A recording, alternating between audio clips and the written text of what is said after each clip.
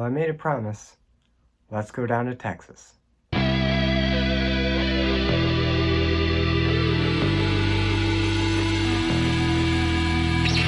Lone Ranger. Hi-oh, Silver! Away! So if you don't know, The Lone Ranger was a 2013 remake of the old TV show of the same name. And just like the Green Hornet, The Lone Ranger has a long history in radio dramas and serials that helped to establish the character as an icon in popular culture. However, this movie did very little to help the Lone Ranger's reputation. If anything, it just made it worse. Yeah, this movie's bad. Now, if you know me, you know that I believe that even a bad movie can have some good elements in it. And while there's a lot about this movie that I don't like, it too has some good things about it. So let's start with those, before I just go and crap all over this movie. Now, even if you know absolutely nothing about the Lone Ranger, there's probably some elements that you've heard referenced in other media or just people's day-to-day conversation. You know, things like the Silver Bullet, Hi-Yo Silver, and the William Tell Overture, that ever since the 30s has been the Lone Ranger's theme music. And even if you can't recognize the name of that song, you've definitely heard it. It's the one that goes like this.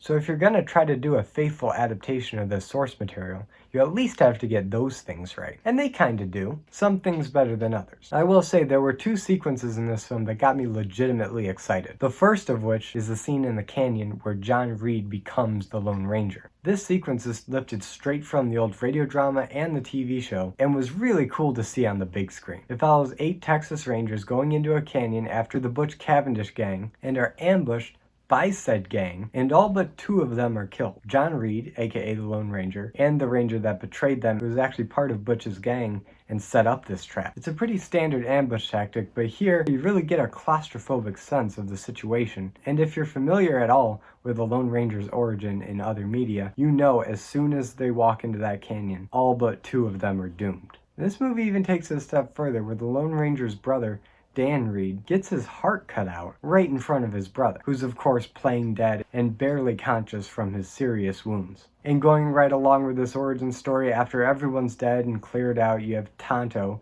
who comes along, buries the dead, and ends up nursing John Reed back to life, and they become the Lone Ranger and Tonto outlaws. And while the movie doesn't get that Lone Ranger-Tonto dynamic right at all, the ambush in the canyon is done very well. It's an intense, heart-pounding scene where people are dying left and right. But let's skip all the way ahead to the climax of the movie. Now, the climax of this movie centers around the Lone Ranger and Tonto stealing a train from the bad guys, filled to the brim with stolen, cursed Indian silver. And if that sentence sounds incredibly stupid, well, hey, welcome to the plot of this movie. It's all over the place. But hey, we're supposed to be talking about what's good about this movie first. And this is the second good thing about this movie, the use of, you guessed it, the William Tell Overture.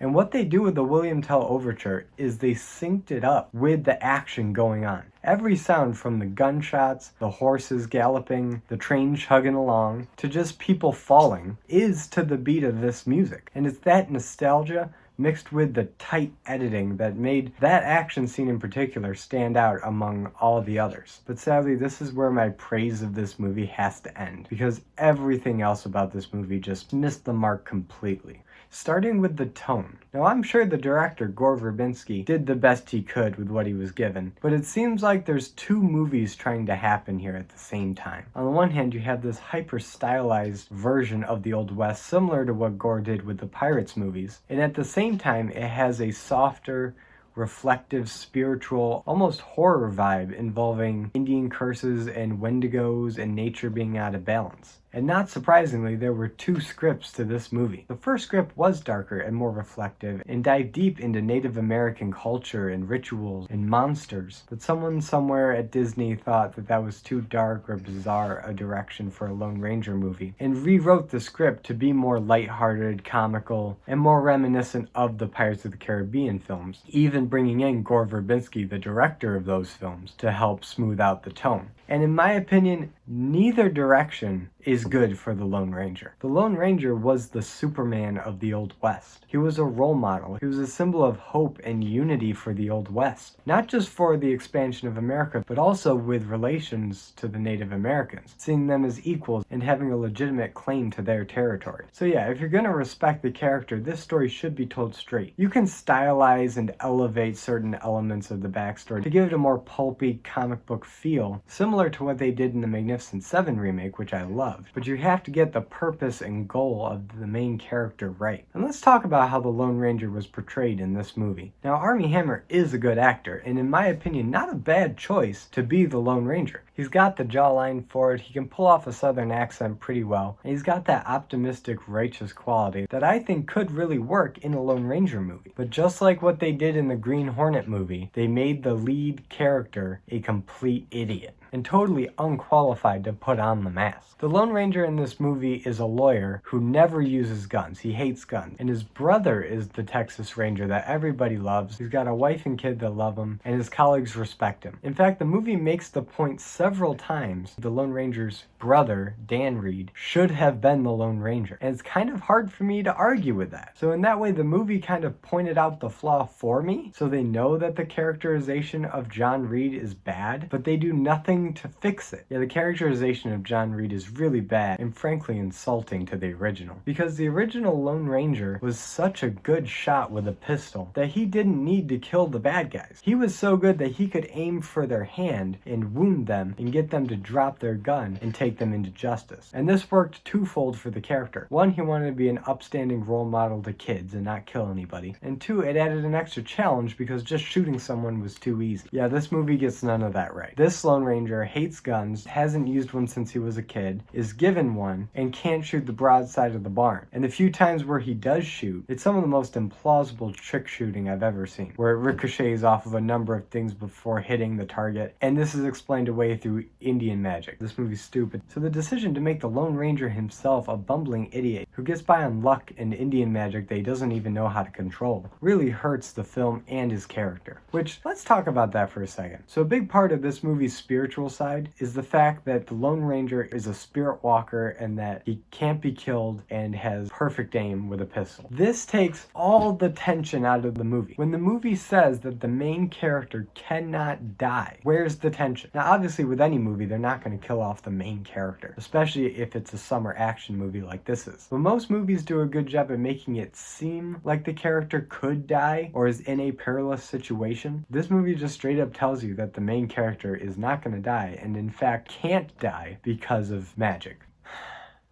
Let's talk about Tonto. Now, Tonto in this movie is infamously played by Johnny Depp. The movie got a lot of flack for this because a lot of people didn't think that Johnny Depp was Indian enough to play this role and claimed whitewashing and a bunch of other things. And I honestly don't care about any of that. All I care about is, does he do a good job? And he really doesn't. Now, I like Johnny Depp. I think he's had a few good roles and is actually a pretty talented actor. But something happened around the time he got picked up by Disney to play Jack Sparrow in Pirates of the Caribbean. And he has just played that persona ever since. And here it's no different. It's Jack Sparrow as a Native American with his face painted. And it doesn't work. Where Jack Sparrow is greedy and selfish and can't be trusted, Tonto is selfless, generous, and loyal to the Lone Ranger. So these two characters don't mix, and they really don't. Tonto, as depicted in the old show and any other version, is nowhere to be seen here. Johnny Depp plays this crazy Native American who's an outcast of his tribe, hates white people, and only hangs out with the Lone Ranger because of convenience and to satisfy his own personal vendetta against the bad guys. This movie sucks. So yeah, Tonto's not in this movie, and it's really sad because one of the greatest things about the Lone Ranger is the Tonto-Lone Ranger relationship. It is so crucial to get that right if the audience is going to respect either one of these characters. They have to be friends. They have to team up. Even the Green Hornet, as disappointing as it was, understood that. The Britt Reed-Kato dynamic, as contrived as that one bro fight was, they had a relationship and you bought it. Here they do not care about each other at all. In fact, the Lone Ranger leaves Tonto to die halfway through this movie, and it's only because of Tonto's navigational skills he takes him with him. This movie is so disappointing. I gotta start wrapping this up. This is making me upset. So like I said in my Green Hornet review, the Lone Ranger and the Green Hornet have a very special connection. And on the surface, the parallels seem pretty obvious. You have a crime fighter who works outside of the law. They both wear hats and masks. They both have a minority sidekick. And where the Lone Ranger rides an actual horse, the Green Hornet rides the Black Beauty, which is named after Raptor horse. But those are just the superficial comparisons. You can compare a lot of superheroes based on that criteria alone. But it turns out the radio dramas from the 30s and 40s that both of these were based off of came from the same WXYZ radio station in Detroit. Coincidence? But it goes even deeper than that. Do you ever wonder why John Reed, the Lone Ranger, and Britt Reed, aka the Green Hornet, have the same last name? Could they be related? Yes, in fact they are. It was confirmed in one of the old episodes of the Green Hornet radio drama that Britt Reed's grandfather had fond childhood memories back in Texas playing on his Uncle John's ranch. And of course, good old William Tell Overture played over that section of the recording. So yeah, I bet you didn't know that the Green Hornet and the Lone Ranger were related, not just in the fact that they had bad movie adaptations made out of them, but that they actually are blood relatives. I'm pretty sure that the makers of these movies either didn't know or didn't care about this connection, because really, it doesn't matter. But there's one thing that gets my theory mind going, is that the actor who plays Britt Reed's dad in the Green Hornet also plays the bad guy in the Lone Ranger. What are the odds of that?